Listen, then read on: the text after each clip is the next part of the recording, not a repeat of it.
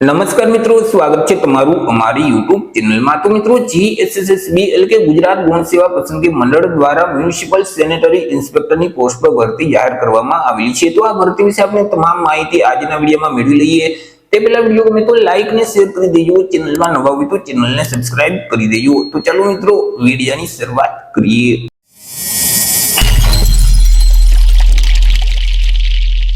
તો મિત્રો, આજે ભરતીનું નોટિફિકેશન છે તે જીએસએસબી એટલે કે ગુજરાત ગૌણ સેવા પસંદગી મંડળ ગાંધીનગર દ્વારા બહાર પાડવામાં આવેલું છે। જીએસએસબી દ્વારા જે મ્યુનિસિપલ સેનેટરી ઇન્સ્પેક્ટર વર્ગ 3 ની જે જગ્યાઓ ખાલી છે, તો આ જગ્યાઓ સીધી ભરતીથી ભરવા માટે લાયકાત ધરાવતા ઉમેદવાર પાસેથી અરજી ફોર્મ મંગાવવામાં આવેલા છે। તો સૌથી પહેલા આપણે વાત કરી લઈએ કંઈક અગત્યની તારીખ વિશે। હવે મિત્રો, આ જે ભરતી છે તેમાં જો તમારે અરજી કરવી હોય તો ઓનલાઈન અરજી ફોર્મ ભરવાનું રહેશે।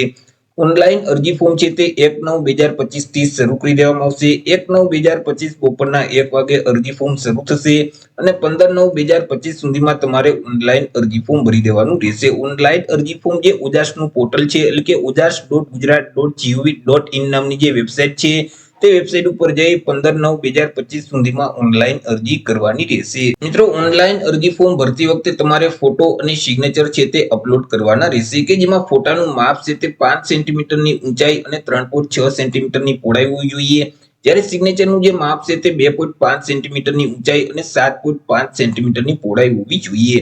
હવે તમે જે ફોટો અને સિગ્નેચરની ફાઇલ અપલોડ કરો છો તે ફાઇલનું ફોર્મેટ જેપીજી ફોર્મેટ હોવું જોઈએ અને ફાઇલની સાઇઝ છે તે 15 KB કરતા ઓછી હોવી જોઈએ। કેવો ફોટોગ્રાફ અપલોડ કરવાનો રહેશે તો કે તાજેતરનો પાસપોર્ટ સાઇઝનો ફોટોગ્રાફ તમારે અપલોડ કરવાનો રહેશે કે જેનું બેકગ્રાઉન્ડ છે તે વ્હાઇટ કલરનું હોવું જોઈએ। જો વ્હાઇટ સિવાય અન્ય કલરનું બેકગ્રાઉન્ડ હશે અને તમે તે ફોટોગ્રાફ અપલોડ કરશો તો તે ફોટો માન્ય ગણવામાં આવતો નથી। તે સિવાય જે ફોટો છે તે ફોટાની નીચે ફોટો પડાવ્યાની તારીખ ફરજિયાત લખવાની રહેશે અને આ જે તારીખ છે તે 1 વર્ષ કરતા વધારે જૂની ન હોવી જોઈએ, એટલે કે તાજેતરનો પાસપોર્ટ સાઇઝનો ફોટોગ્રાફ તમારે અપલોડ કરવાનો રહેશે। હવે મિત્રો, અહીં તમે જે ફોટો અપલોડ કરો છો તેની 3 થી 4 કોપી કાઢી અને તમારી પાસે જ રાખવાની રહેશે, કારણ કે મિત્રો અહીં પરીક્ષા વખતે તમને જે કોલ લેટર એટલે કે હાજરી પત્રક આપવામાં આવશે તેમાં તમારે ફોટો ચોંટાડવાનો રહેશે। તેમાં તમારે એ જ ફોટો ચોંટાડવાનો રહેશે કે જે તમે ફોર્મ ભરતી વખતે અપલોડ કરેલ છે। તે સિવાય મિત્રો, તમારી પાસે જ્યારે ડોક્યુમેન્ટ વેરિફિકેશન વખતે ફોટોગ્રાફ માંગવામાં આવે તો ત્યારે પણ તમારે એ જ ફોટો રજૂ કરવાનો રહેશે। જો તમે અલગ અલગ તબક્કામાં અલગ અલગ ફોટોગ્રાફ આપશો તો તેવા સંજોગોમાં મિત્રો તમારી જે નિમણૂક છે તે રદ થઈ શકે છે, તેમાં બાદ આવી શકે છે। વાત કરી લઈએ મિત્રો પે સ્કેલ એટલે કે પગાર ધોરણ વિશે કે ઉમેદવારોને કયા પગાર ધોરણ મુજબ પગાર આપવામાં આવશે। તો ઉમેદવારોને પ્રથમ 5 વર્ષ સુધી તો ફિક્સ પગાર મળવા પાત્ર થશે। દર મહિને ₹26,000 ફિક્સ પગાર આપવામાં આવશે। 5 વર્ષ પૂરા થઈ જશે એટલે પે મેટ્રિક લેવલ 4 છે તે મુજબ ઉમેદવારોને પગાર આપવામાં આવશે, એટલે કે ₹25,000 થી લઈ અને 81,100 નું જે પગાર ધોરણ છે તે મુજબ ઉમેદવારોને પગાર મળવા પાત્ર થશે। વાત કરી લઈએ મિત્રો જગ્યા વિશે કે કુલ કેટલી જગ્યા છે અને કેટેગરી મુજબ કેટલી જગ્યા રહેશે। તો કે કુલ 75 જેટલી જગ્યા પર આ ભરતી જાહેર કરવામાં આવેલી છે। આ જે 75 જગ્યા છે તેમાંથી સામાન્ય એટલે કે બિન અનામત વર્ગના જે ઉમેદવાર છે તેમના માટે 29 જગ્યા છે। 29 માંથી 9 જગ્યા મહિલા માટે અનામત રહેશે। ઈડબ્લ્યુએસ એટલે કે આર્થિક રીતે નબળા વર્ગના જે ઉમેદવાર છે તેમના માટે 7 જગ્યા છે। 7 માંથી 2 જગ્યા મહિલા માટે અનામત રહેશે। એસસી એટલે કે અનુસૂચિત જાતિના જે ઉમેદવાર છે તેમના માટે પણ 7 જગ્યા છે। 7 માંથી 2 જગ્યા મહિલા માટે અનામત રહેશે। એસટી એટલે કે અનુસૂચિત જનજાતિના ઉમેદવાર માટે 13 જગ્યા છે। 13 માંથી 4 જગ્યા મહિલા માટે અનામત રહેશે। સામાજિક અને શૈક્ષણિક રીતે પછાત વર્ગ એટલે કે ઓબીસી કેટેગરીના ઉમેદવાર માટે 19 જગ્યા છે। 19 માંથી 6 જગ્યા મહિલા માટે અનામત રહેશે। આવી રીતે જે કુલ 75 જેટલી જગ્યા છે તેમાંથી 7 જગ્યા માજી સૈનિક માટે અનામત રહેશે। હવે મિત્રો, જે એસસીબીસી એટલે કે સામાજિક અને શૈક્ષણિક રીતે પછાત વર્ગના જે ઉમેદવાર છે તો તેઓએ નોન ક્રિમિનલ સર્ટિફિકેટ આપવાનું રહેશે। હવે આ જે સર્ટિફિકેટ છે તે કઈ તારીખથી કઈ તારીખ સુધીનું માન્ય ગણાશે તો કે તમારી પાસે જો રાજ્ય સરકારની નોકરી માટે એટલે કે ગુજરાતીનું જો તમારી પાસે નોન ક્રિમિનલ સર્ટિફિકેટ હશે તો તે સર્ટિફિકેટ તમે 1/4/2023 થી લઈ અને અરજી ફોર્મ ભરવાની જે છેલ્લી તારીખ છે 15/9/2025 આ સમયગાળા દરમિયાન મેળવેલ હશે તો તે માન્ય ગણવામાં આવશે। પરંતુ મિત્રો, અહીં કેન્દ્ર સરકારની નોકરી માટેનું જો તમારી પાસે નોન ક્રિમિનલ સર્ટિફિકેટ હશે તો તે સર્ટિફિકેટ 1/4/2025 થી લઈ અને 15/9/2025 ના સમયગાળા દરમિયાન તમે મેળવેલ હશે તો તે માન્ય ગણવામાં આવશે।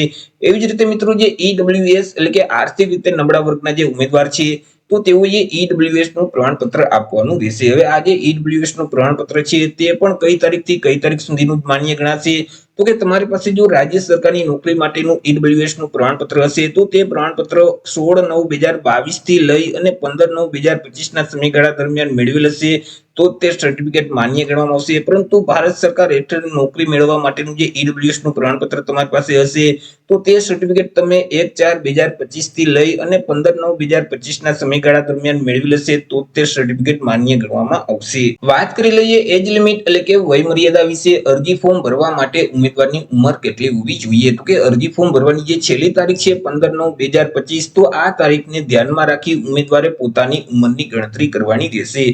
15/9/2025 ના રોજ ઉમેદવારની ઉંમર ઓછામાં ઓછી 18 વર્ષ અને વધુમાં વધુ 33 વર્ષની હોવી જોઈએ. પરંતુ અહીં જે અનામત વર્ગના ઉમેદવાર છે તો તેઓને સરકારશ્રીના નિયમ અનુસાર ઉંમરમાં છૂટછાટ મળવાપાત્ર થશે. જેમ કે સામાન્ય વર્ગની જે મહિલા ઉમેદવાર છે તેઓને 5 વર્ષની ઉંમરમાં છૂટછાટ આપવામાં આવશે. અનામત વર્ગના તમામ જે ઉમેદવાર છે પુરુષ અને મહિલા તો તેઓને પણ 5 વર્ષની છૂટછાટ મળવાપાત્ર થશે. તે સિવાય દિવ્યાંગ ઉમેદવાર છે તો તેઓને 10 વર્ષની ઉંમરમાં છૂટછાટ મળવાપાત્ર થશે. માજી સૈનિક છે તો તેઓએ જે સંરક્ષણ સેવા બજાવેલ છે તે ઉપરાંત 3 વર્ષની ઉંમરમાં છૂટછાટ આપવામાં આવશે. તે સિવાય બાકી જે તમામ ઉમેદવાર છે તો તેમની ઉંમર ઓછામાં ઓછી 18 વર્ષ અને વધુમાં વધુ 33 વર્ષની હોવી જોઈએ. વાત કરી લઈએ એજ્યુકેશન ક્વોલિફિકેશન એટલે કે શૈક્ષણિક લાયકાત વિશે. અરજી ફોર્મ ભરવા માટે ઉમેદવારની શૈક્ષણિક લાયકાત કેટલી હોવી જોઈએ? તો કે ઉમેદવારોએ કોઈ પણ સરકાર માન્ય બોર્ડમાંથી ધોરણ 12 ની પરીક્ષા છે તે પાસ કરેલ હોવી જોઈએ અથવા તો તે સમકક્ષની પરીક્ષા પાસ કરેલ હોવી જોઈએ.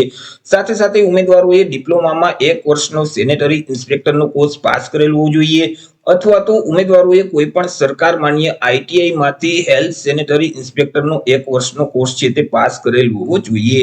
ઉમેદવાર પાસે બેઝિક કોમ્પ્યુટરનું નોલેજ હોવું જોઈએ. ઉમેદવાર છે તે ગુજરાતી ભાષા અથવા તો હિન્દી ભાષા અથવા તો બંને ભાષાના જાણકાર હોવા જોઈએ. વાત કરી લઈએ કોમ્પ્યુટર સર્ટિફિકેટ વિશે કે કોમ્પ્યુટરનું સર્ટિફિકેટ છે તે કયું માન્ય ગણવામાં આવશે? તો કે ઉમેદવારોએ કોઈ પણ સરકાર માન્ય તાલીમ આપતી જે સંસ્થા છે તેમાંથી બેઝિક કોમ્પ્યુટરનો કોર્સ પાસ કરેલ હશે અને તેનું પ્રમાણપત્ર કે માર્કશીટ ઉમેદવાર પાસે હશે તો તે માન્ય ગણવામાં આવશે. અથવા તો જે સરકાર માન્ય યુનિવર્સિટી છે અથવા તો કોઈ પણ જે સંસ્થા છે તેમાંથી કોમ્પ્યુટર જ્ઞાન અંગેનો કોઈ પણ ડિપ્લોમા કે ડિગ્રી સર્ટિફિકેટ કોર્સ પાસ કરેલ હશે અને તેનું પ્રમાણપત્ર પણ ઉમેદવાર પાસે હશે તો તે માન્ય ગણવામાં આવશે. અથવા તો ડિગ્રી કે ડિપ્લોમાનો જે અભ્યાસક્રમ છે તો આ અભ્યાસક્રમ કોમ્પ્યુટર વિષય સાથે પાસ કરેલ હશે અને તેનું પ્રમાણપત્ર ઉમેદવાર પાસે હશે તો તે માન્ય ગણવામાં આવશે. અથવા તો ઉમેદવારોએ જે ધોરણ 10 ની પરીક્ષા કે ધોરણ 12 ની પરીક્ષા છે તે પરીક્ષા કોમ્પ્યુટર વિષય સાથે પાસ કરેલી હશે અને તેનું પ્રમાણપત્ર ઉમેદવાર પાસે હશે તો પણ તે માન્ય ગણવામાં આવશે. પરંતુ મિત્રો ઉમેદવાર પાસે બેઝિક કોમ્પ્યુટરનું સર્ટિફિકેટ નથી તો પણ હાલ અત્યારે ઓનલાઈન અરજી ફોર્મ છે તે ભરી શકશે. જ્યારે મિત્રો નિમણૂક આપવામાં આવે ત્યારે ઉમેદવારોએ બેઝિક કોમ્પ્યુટરની પરીક્ષા પાસ કર્યાનું પ્રમાણપત્ર ફરજિયાત રજૂ કરવાનું રહેશે. જો નિમણૂક વખતે અહીં કોમ્પ્યુટર સર્ટિફિકેટ રજૂ નહીં કરી શકે તો ત્યારે તેની પસંદગી છે તે રદ કરી દેવામાં આવશે. વાત કરી લઈએ પરીક્ષા ફી વિશે કે કયા ઉમેદવારોએ કેટલી પરીક્ષા ફી ભરવાની રહેશે. તો અહીં મિત્રો તમામ વર્ગના ઉમેદવારોએ પરીક્ષા ફી ભરવાની છે કે જેમાં બિન અનામત વર્ગના જે પુરુષ ઉમેદવાર છે તો તેઓએ પરીક્ષા ફી તરીકે ₹500 ભરવાના રહેશે. તે સિવાય અનામત વર્ગના જે તમામ ઉમેદવાર છે જેમ કે તમામ વર્ગની મહિલા ઉમેદવાર છે, સામાજિક અને શૈક્ષણિક રીતે પછાત વર્ગના ઉમેદવાર છે, અનુસૂચિત જાતિ અનુસૂચિત જનજાતિના ઉમેદવાર છે, આર્થિક રીતે નબળા વર્ગના ઉમેદવાર છે, દિવ્યાંગ અને માજી સૈનિક છે તો આ તમામ અનામત વર્ગના જે ઉમેદવાર છે તેઓએ પરીક્ષા ફી તરીકે ₹400 ભરવાના રહેશે. પરંતુ મિત્રો અહીં તમે પરીક્ષામાં હાજર રહેશો તો તેવા સંજોગોમાં તમે જે પરીક્ષા ફી ભરેલ છે તે ફી તમને પરત કરી દેવામાં આવશે. પરીક્ષા ફી છે તે તમારે ઓનલાઈન જ ભરવાની રહેશે. તમે net banking, credit card, debit card કે યુપીઆઈ ના માધ્યમથી ઓનલાઈન પરીક્ષા ફી ભરી શકશો. 18/9/2025 સુધીમાં તમારે ઓનલાઈન પરીક્ષા ફી ભરી દેવાની રહેશે. વાત કરી લઈએ સિલેક્શન પ્રોસેસ વિશે કે ઉમેદવારનું સિલેક્શન છે તે કેવી રીતે કરવામાં આવશે. તો ઉમેદવારનું સિલેક્શન એક સ્પર્ધાત્મક પરીક્ષાના માધ્યમથી કરવામાં આવશે અને આ જે પરીક્ષા છે તે હેતુલક્ષી પ્રકારની રહેશે એટલે કે તેમાં એમસીક્યુ પ્રકારના પ્રશ્ન પૂછવામાં આવશે. તમને જે ક્વેશ્ચન પેપર આપવામાં આવશે તેમાં અલગ અલગ 2 વિભાગ હશે, વિભાગ એ અને વિભાગ બી. બંને વિભાગ ફરજિયાત આપવાના રહેશે અને બંને વિભાગમાં પાસ થવું ફરજિયાત રહેશે. કે જેમાં વિભાગ એ છે તેમાં કુલ 60 એમસીક્યુ પ્રકારના પ્રશ્ન પૂછવામાં આવશે કે જેમના 60 માર્ક રહેશે. વિભાગ એમાં તાર્કિક કસોટીઓ અને ડેટા ઇન્ટરપ્રિટેશનને લગતા જે પ્રશ્ન છે કે રીઝનિંગ પ્રકારના જે દાખલાઓ છે તેવા 30 દાખલાઓ પૂછવામાં આવશે કે જેમના 30 માર્ક રહેશે અને ગણિત સંબંધિત જે દાખલાઓ છે તેવા પણ 30 દાખલાઓ પૂછવામાં આવશે તેમના પણ 30 માર્ક રહેશે. આવી રીતે વિભાગ એમાં કુલ 60 એમસીક્યુ પ્રકારના પ્રશ્ન પૂછવામાં આવશે. જ્યારે વિભાગ બી છે તો તેમાં કુલ 150 એમસીક્યુ પ્રકારના પ્રશ્ન પૂછવામાં આવશે. તેમાં જે ભારતનું બંધારણ છે, વર્તમાન પ્રવાહ છે, ગુજરાતી અને ઇંગ્લિશ ગ્રામર છે તે સંબંધિત 30 પ્રશ્ન પૂછવામાં આવશે કે જેમના 30 માર્ક રહેશે અને અને સંબંધિત વિષય અને તેની ઉપયોગિતાને લગતા જે પ્રશ્ન છે એટલે કે સેનેટરી ઇન્સ્પેક્ટર સંબંધિત જે પ્રશ્ન છે તેવા 120 પ્રશ્ન પૂછવામાં આવશે કે જેમના 120 માર્ક રહેશે। આવી રીતે મિત્રો વિભાગ એ માં કુલ 60 પ્રશ્ન, વિભાગ બી માં 150 પ્રશ્ન એટલે કુલ 210 પ્રશ્ન છે તે પૂછવામાં આવશે। 210 માર્કનું પેપર રહેશે। પેપર લખવા માટે તમને 3 કલાક એટલે કે 180 મિનિટનો સમયગાળો આપવામાં આવશે। હવે આ જે પરીક્ષા છે તેમાં માઇનસ પદ્ધતિ લાગુ પડશે। જો તમે પ્રશ્નનો જવાબ ખોટો ટીક કરો છો તો તમે જે પ્રશ્નનો સાચો જવાબ આપેલ છે અને તમને 1 માર્ક મળેલ છે તેમાંથી 1/4 માર્ક એટલે કે 0.25 માર્ક માઇનસ કરી દેવામાં આવશે। હવે આ જે પરીક્ષા છે તેમાં પાસ થવા માટે ઓછામાં ઓછા કેટલા માર્ક લેવાના રહેશે તો કે મિત્રો અહીં બંને વિભાગમાં પાસ થવા માટે ઓછામાં ઓછા 40% છે તે ઉમેદવારોએ ફરજિયાત લેવાના રહેશે। વિભાગ એ માં પણ 40% ફરજિયાત લેવાના રહેશે, જ્યારે વિભાગ બી છે તેમાં પણ 40% ઉમેદવારોએ ફરજિયાત લેવાના રહેશે। તો આવી રીતે મિત્રો ગુજરાત ગૌણ સેવા પસંદગી મંડળ દ્વારા મ્યુનિસિપલ સેનેટરી ઇન્સ્પેક્ટરની પોસ્ટ પર ભરતી જાહેર કરવામાં આવેલી છે। તો આશા રાખું છું વિડીયો પસંદ પડ્યો હશે। વિડીયો પસંદ પડ્યો તો લાઈક અને શેર કરી દેજો। ચેનલમાં નવા હોય તો ચેનલને સબસ્ક્રાઇબ કરી દેજો। ફરી મળીશું એક નવા ટોપિક સાથે એક નવા જ વિડીયોમાં। ત્યાં સુધી જય હિન્દ, વંદે માતરમ।